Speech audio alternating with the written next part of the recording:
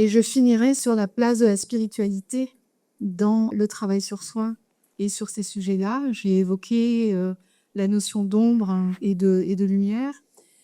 Moi, mon approche, suivant l'ouverture de la personne, si elle a la foi ou pas, que ce soit une religion, une spiritualité large, je vais me caler par rapport à là où elle en est. Mais je sais que l'accompagnement en psychothérapie va être différent si la personne a une ouverture, a une spiritualité, parce que ça permet de donner du sens à ce que l'on vit.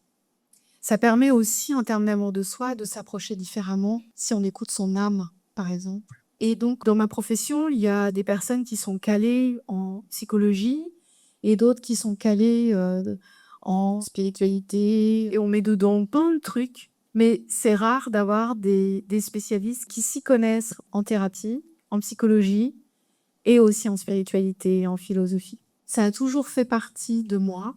Et puis un jour, j'ai pris conscience vraiment que ça apporte quelque chose de différent dans mes conférences ou dans mes accompagnements ou dans mes livres, suivant l'espace où je suis. Je vais pouvoir aborder ces dimensions-là ou pas. Mais quand je le peux, je sais que c'est une dimension essentielle. C'est pour ça, tout à l'heure, j'ai voulu finir avec cette dimension d'ombre, de lumière et aussi d'une spiritualité.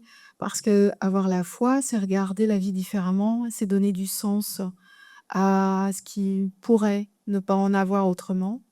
Et ça donne une dimension outre, comme je disais, une perception différente de soi, une perception différente de ce qui nous arrive, et aussi une perception différente de notre parcours de vie, de notre chemin d'âme.